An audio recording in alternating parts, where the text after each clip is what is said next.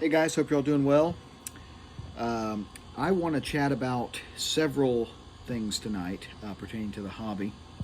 The first thing that I want to chat about is something that happened at the National while I was there, but I wasn't aware of it in real time because I'm not subscribed to Sports Card Investor, Jeff. I'm not subscribed to his channel. I think those types of channels, they're not hobby channels, they're, and I don't really, they're just not my bag, so I don't subscribe to them. But I am aware, obviously, that he rips vintage packs from time to time.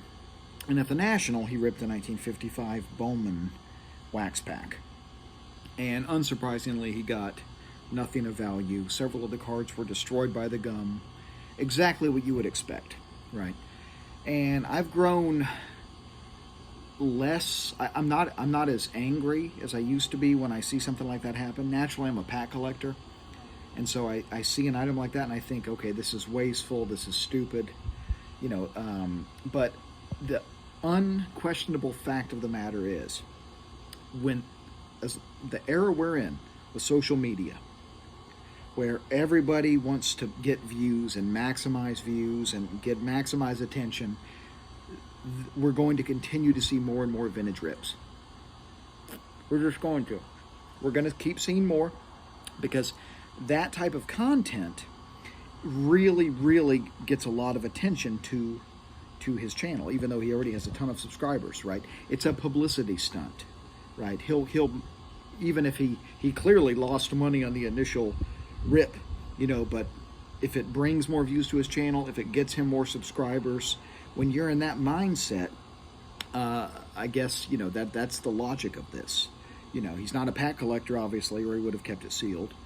But I've just kind of grown. I'm not indifferent to it. I care, but it's just a product of the era we are in.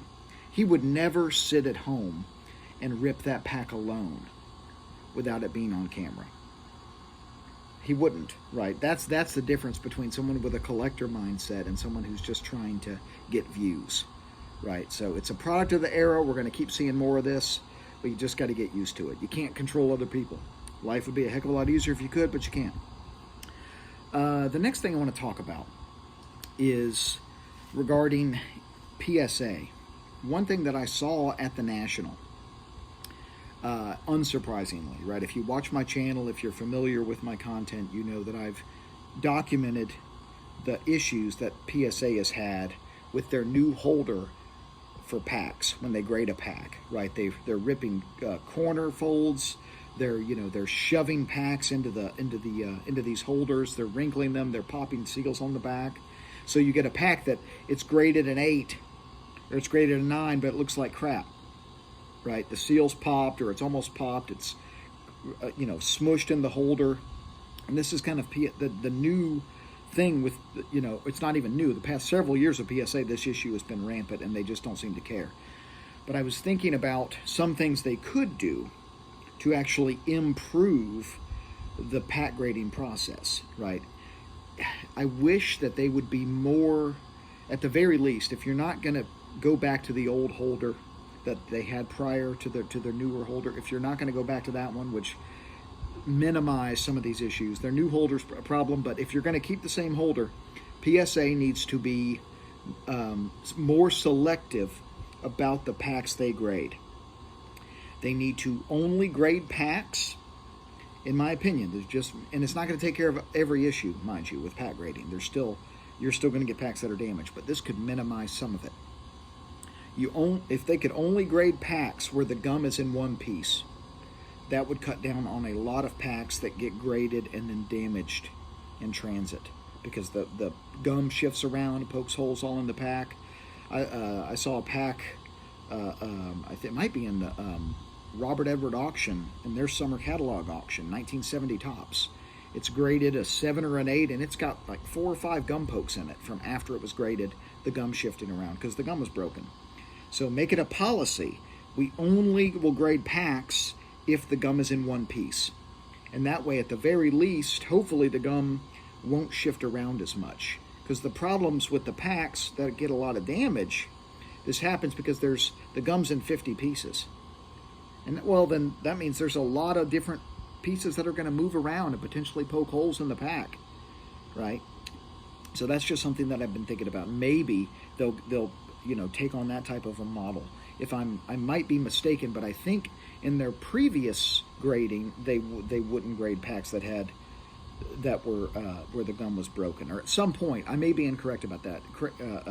Let me know in the comments if you know for sure. But only grade packs if the gum is in one piece, and secondly, refuse to grade packs if it is a pack that you're going to have to jam into the holder, right? So O-Pee-Chee baseball packs, O-Pee-Chee hockey packs, Donruss packs. These packs have a lot of kind of extra wrapper on the sides of the pack. If you look at an O-Pee-Chee pack, if you look at a Donruss pack, sometimes you'll see that there's these areas that they're not super tightly wrapped the way necessarily an 81 Topps wax pack is, right, or something like that. If it's a pack that, because of the way it's wrapped, you're going to have to, or loose wrapped cello even, if it's a pack like that, if it's a pack you're going to have to jam into the holder, then refuse to grade them. Refuse to grade them. Obviously, then you're turning down money, but you're also not destroying packs, right?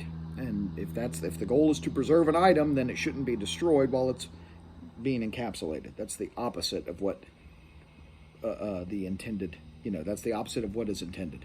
So those are my thoughts. Let me know your thoughts below. Love seeing everybody at the National. It was great. Got to chat with a lot of people. Had a lot of fun. Can't wait to do it again. Hope you all have a great week. Keep collecting in Open Baseball, everybody.